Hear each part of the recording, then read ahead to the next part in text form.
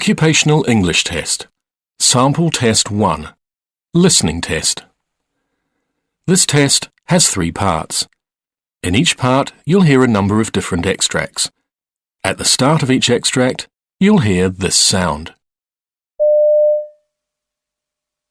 You'll have time to read the questions before you hear each extract, and you'll hear each extract once only. Complete your answers as you listen. At the end of the test, you'll have 2 minutes to check your answers. Part A. In this part of the test, you'll hear 2 different extracts. In each extract, a health professional is talking to a patient. For questions 1 to 24, complete the notes with information you hear. Now look at the notes for extract 1.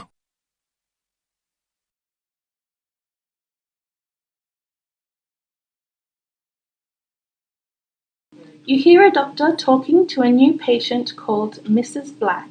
For questions 1 to 12, complete the notes with a word or short phrase. You now have 30 seconds to look at the notes.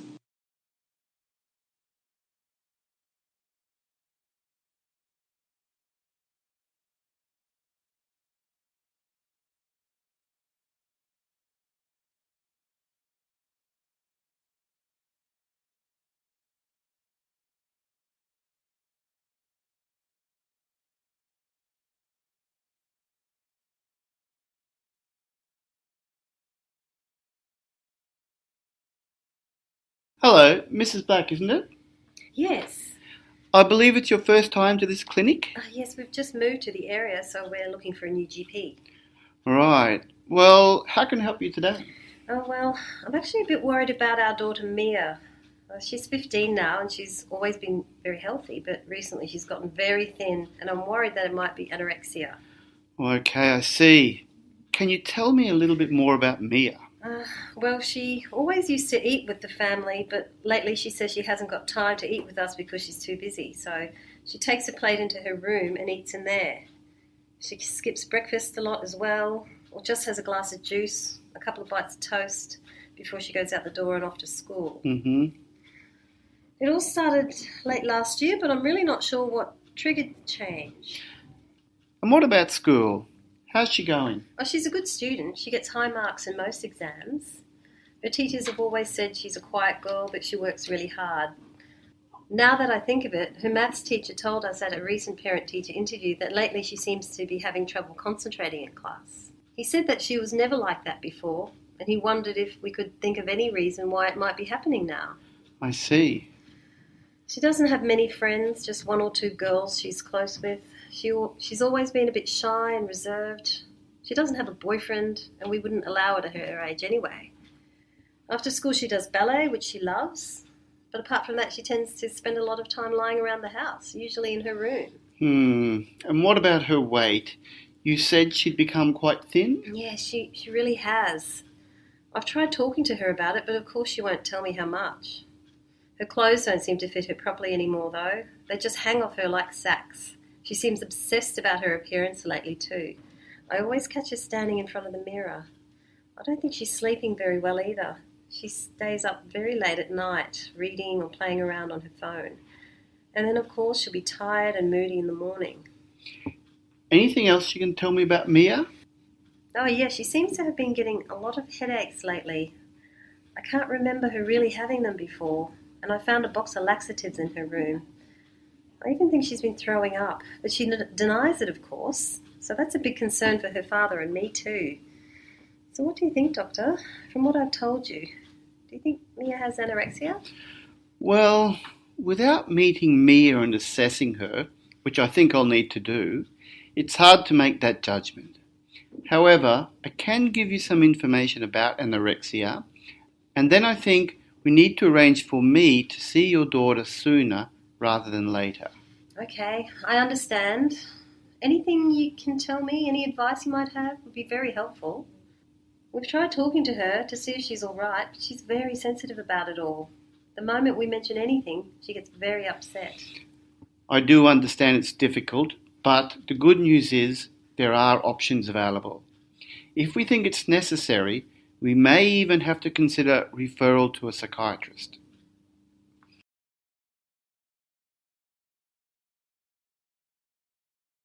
Extract 2 questions 13 to 24. In this task, you'll hear a physiotherapist talking to a patient called Ryan Henderson. Answer the questions below by completing the notes with a word or short phrase. You now have 30 seconds to look at the notes.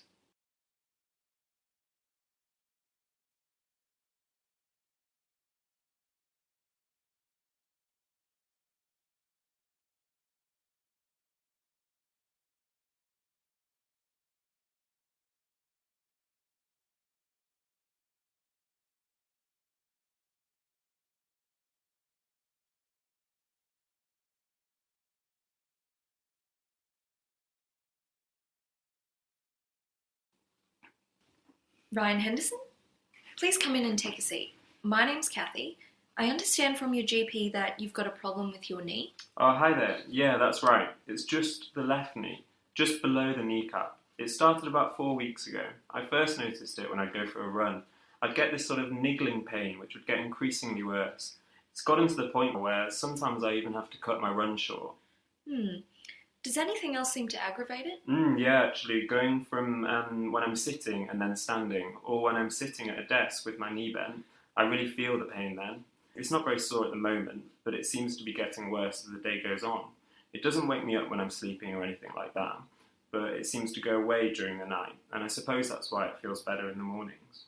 Okay. Do you have any other symptoms like pins and needles or numbness in your knee? No, nothing like that. Do you have any history of injuries or accidents that might account for the pain? Well, I cut my left knee pretty badly climbing over a concrete wall when I was younger, but that was about 15 years ago or more, so I don't think that would have anything to do with this. It gave me a pretty crazy scar though. Ah, I see. Other than that, I've just had your typical sorts of injuries. I broke the little toe in my left foot playing football when I was about 10. Ever since then, I've had to wear shoes a size larger. Then, when I was about 25, I twisted my right ankle playing squash and ended up breaking a small bone just here, what's it called? Is it the fibula? Ah, yes, that's right. Okay, but it's been fine. Haven't had any problems with it since. Then just last year, I broke the little finger on my right hand playing rugby. Totally unexpected that was. And I almost forgot I've had this bursitis in my left hip. And when was that? Last year, I saw one of your colleagues actually for some physio treatment, and they said to take a break from running for 6 months, which I did. I did a lot of stretching and I started doing yoga twice a week. It seemed to help, so I was able to start running again after Christmas. And is the bursitis better now? Yep, there's no pain in the hip. Now it's the darn knee that's giving me grief. Yeah, well, can I just get you to stand for me and put your full weight on your left leg? Yeah, sure. Tell me, how does that feel? Any pain or discomfort? Yeah, I can feel it is a bit niggly just at the front of the kneecap, and I do feel a bit of pain. And if you do like a little half squat, bend your knees and come back up. What's that like? Oh, ow. I can feel a bit of pain in both knees actually. More in my left knee, like a sharp pain, but there's definitely a little ache in that right knee now as well. I'll just try standing on my left leg again and see what that's like. Oh, that really hurts. A lot worse? Definitely. Okay. Can you sit on the side of the bed and I'm just going to test the muscle strength. I want you to push your right leg out against me as hard as you can go. Is that okay? Yeah, okay. It's harder to do with my left leg though. Like it's weaker or something. Like I can't get enough power through it. That's really strange. I hadn't realised it was that weak before. Well, Ryan, I think I know what's going on with your knee. It appears that your kneecap is a little bit out of alignment. Oh, wow, okay. And how does that happen? It can occur because the ligament, which we call the iliotibial band, it's gotten a bit too tight on the outside of your thigh. And in your case, I can see that there is some minor swelling on the outside of your left knee, which means there's some underlying inflammation there. I guess that explains the pain then. Seems like my days of pounding the pavement might be over. I might have to find some other way of getting my exercise. That's really disappointing. I've been into running since I was in secondary school. Used to be on the cross-country team and everything. But now it seems like every time I lace up, I get problems. That is the end of Part A. Now look at Part B.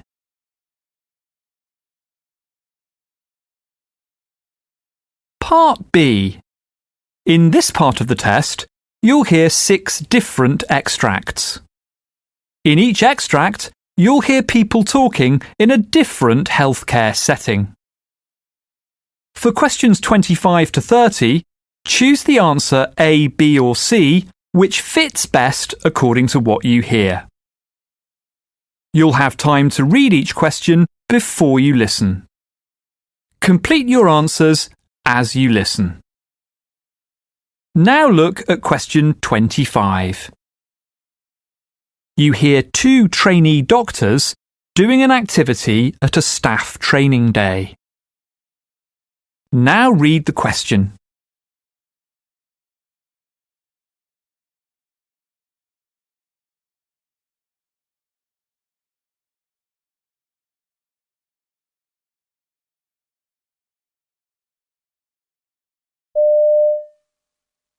So, what did the trainer say we have to do? Well, we've got to look through these case notes, 10 sets in total, and decide which of the patients should be referred to the consultant as a matter of urgency and which can wait. Oh, right. And did I hear him say there's a limited number you can refer? Not exactly. He said that we should put them in rank order according to the severity of the symptoms and other factors evident from the case notes. Once we've agreed on our list, we have to go and compare with another pair of trainees. Okay. Let's get started then.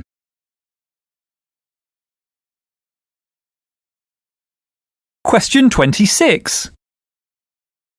You hear a radiographer talking to a patient about her MRI scan. Now read the question.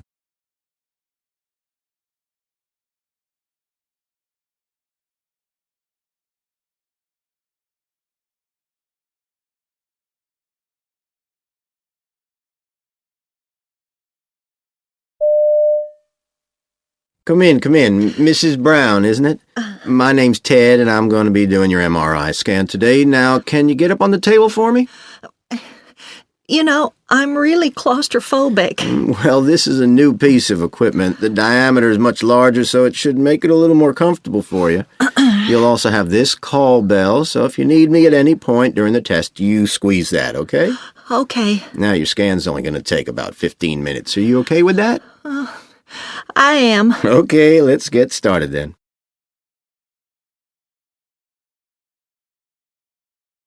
Question 27. You hear 2 nurses discussing an article in a nursing journal. Now read the question.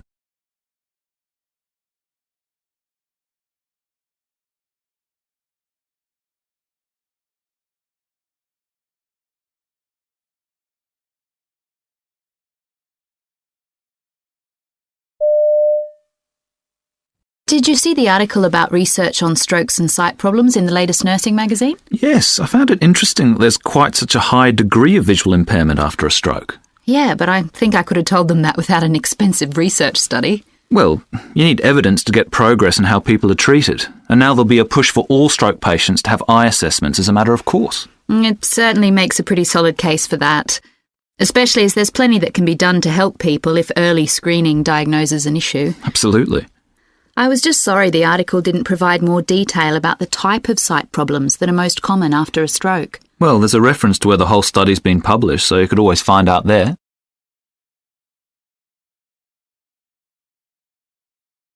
Question 28. You hear 2 hospital managers talking about a time management course for staff. Now read the question.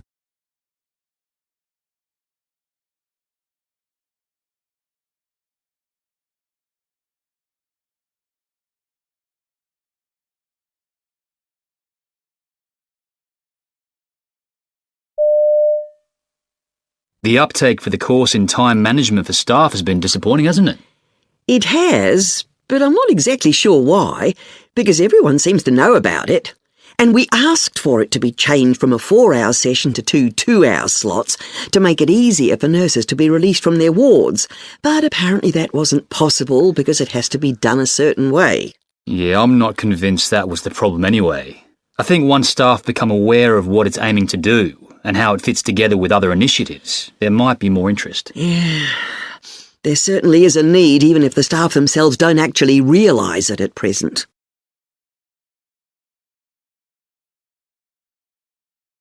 Question 29. You hear an optometrist reporting on some research he's been doing. Now read the question.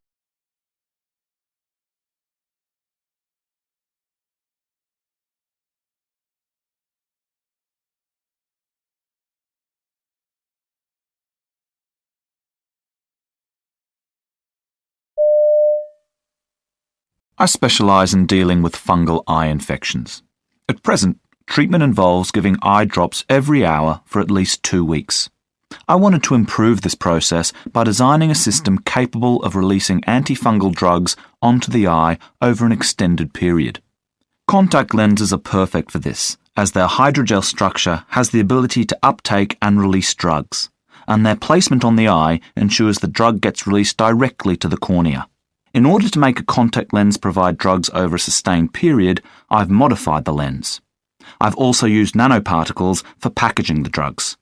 So, I've managed to create a system capable of delivering an antifungal drug, called nanomycin, for up to 4 hours. I now hope to increase this, and use this system with other drugs.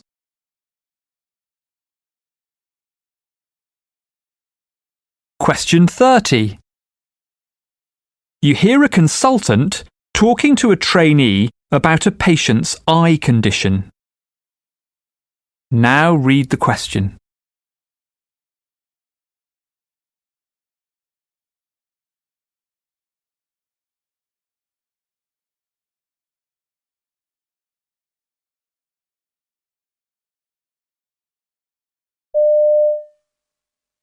Have we got Mrs. Kent's notes? Yes, they're here. She's coming in today for possible laser surgery for her retinopathy, isn't she? Well, depending on results. And from the look of these pictures we took last time, there's been a slow improvement. So we'll talk to her, and perhaps hold off for the time being, unless her condition's worsened, because it can in some cases. So what's the cause?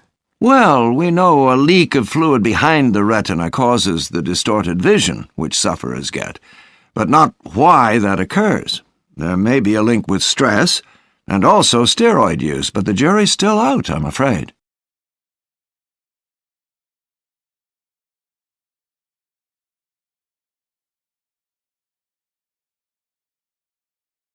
That is the end of Part B.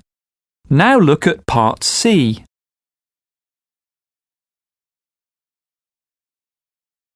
Part C. In this part of the test, you'll hear 2 different extracts. In each extract, you'll hear health professionals talking about aspects of their work. For questions 31 to 42, choose the answer A, B or C which fits best according to what you hear. Complete your answers as you listen. Now look at Extract 1. Extract 1, questions 31 to 36. You hear an interview with a neurosurgeon called Dr. Ian Marsh, who specialises in the treatment of concussion in sport. You now have 90 seconds to read questions 31 to 36.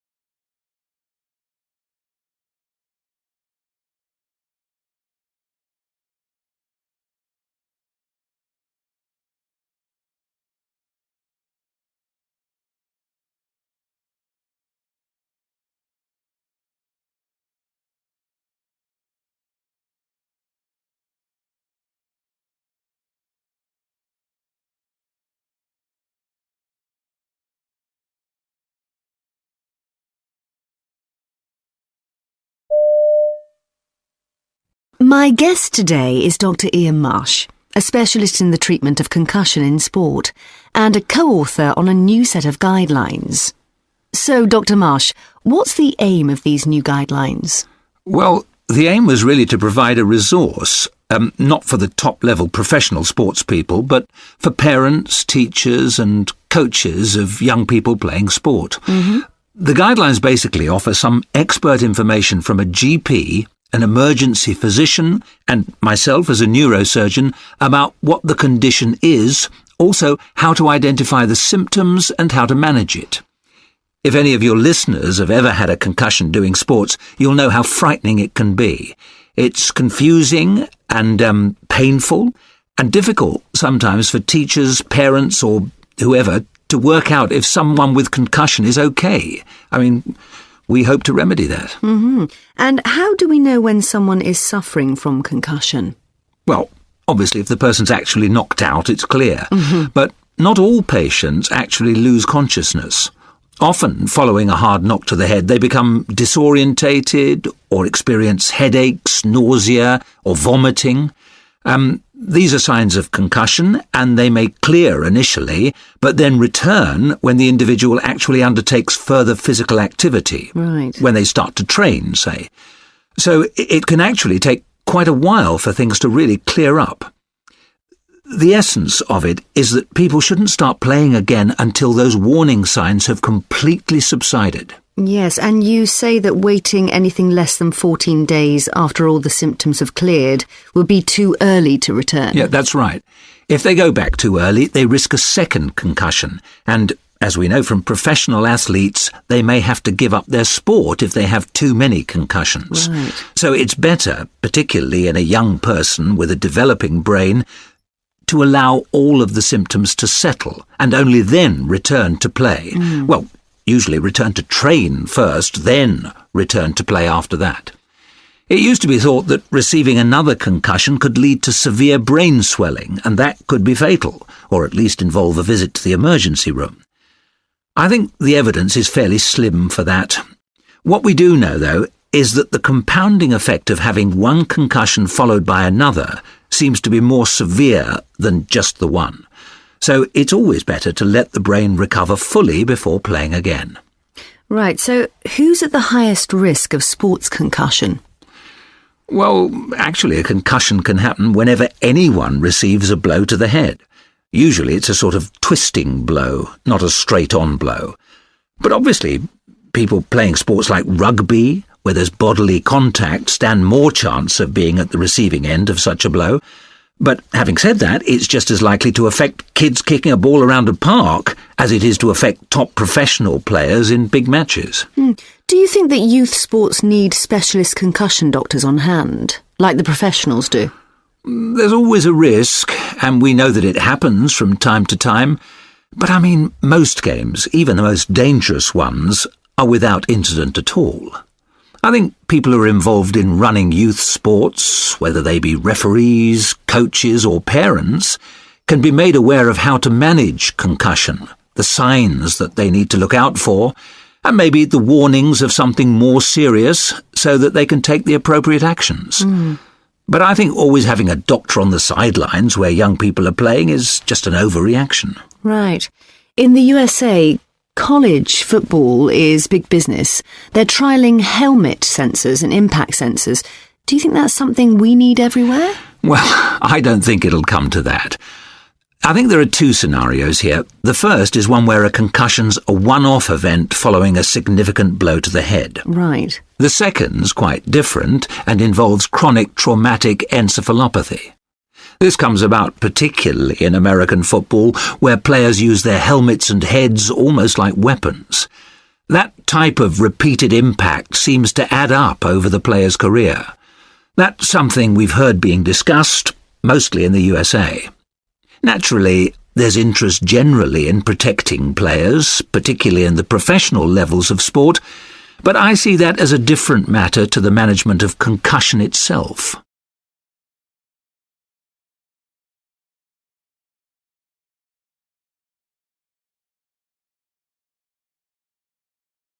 Now look at extract 2. Extract 2. Questions 37 to 42. You hear a presentation by a consultant cardiologist called Dr. Pamela Skelton, who's talking about a research trial called SPRINT, which investigated the effects of setting lower blood pressure targets. You now have 90 seconds to read questions 37 to 42.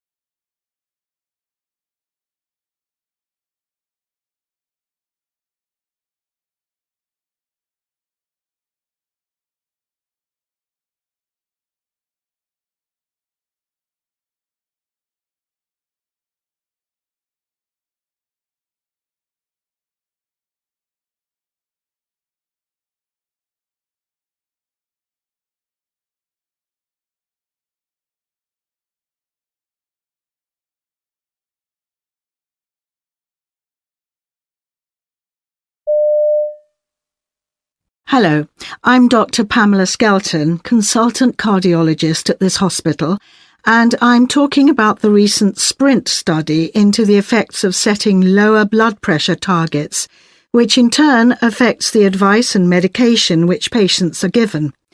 I'm going to describe the patients who were selected, how the trial was conducted, and the implications of its results for us all as health professionals.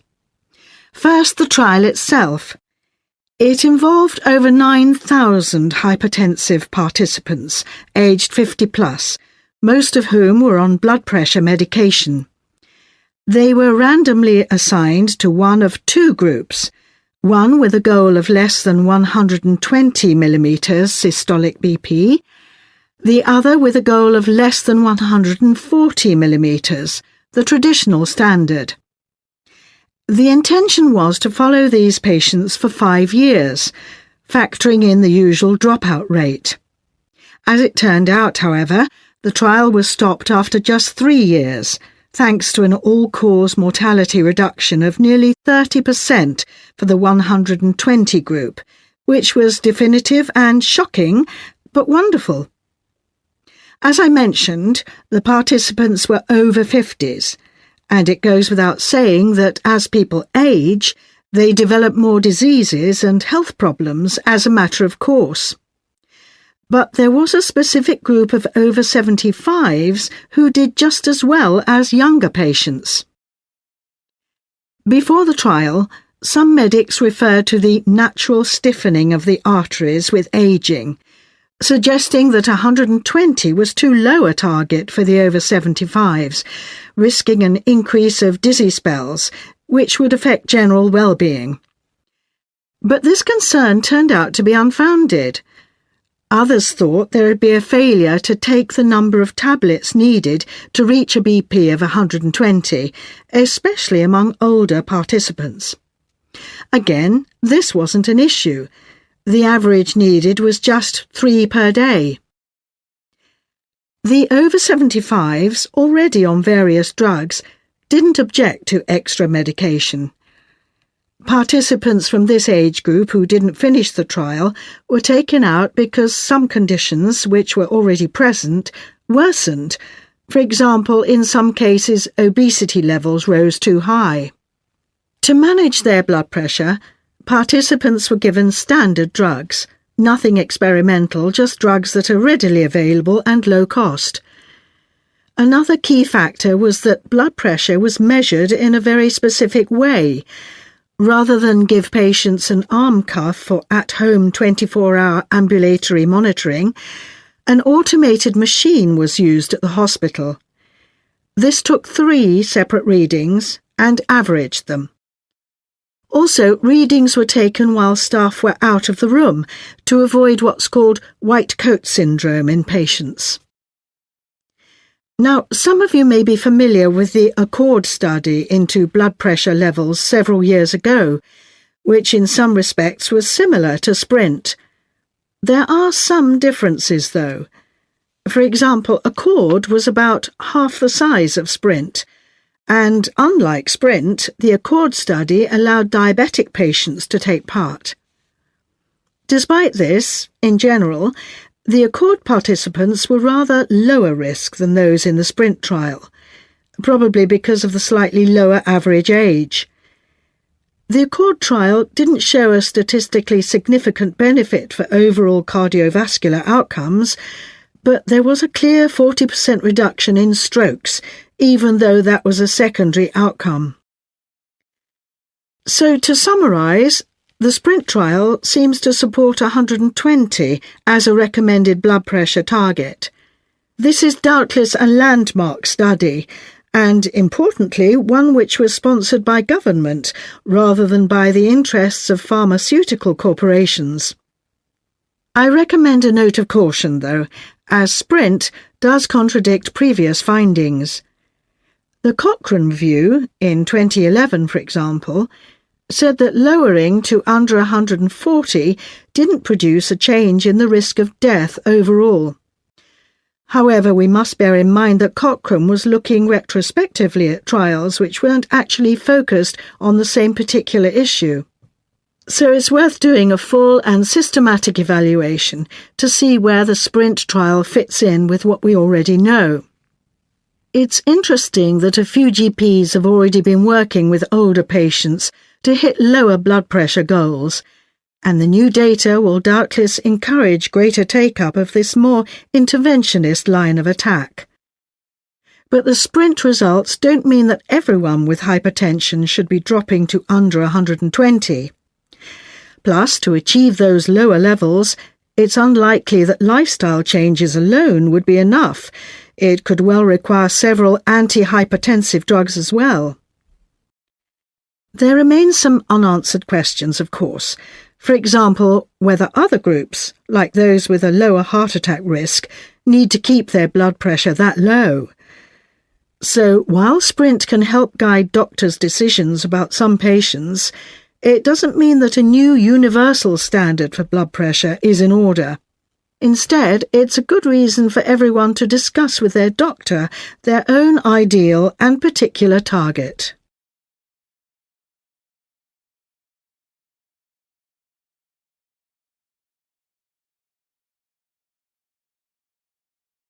That is the end of Part C.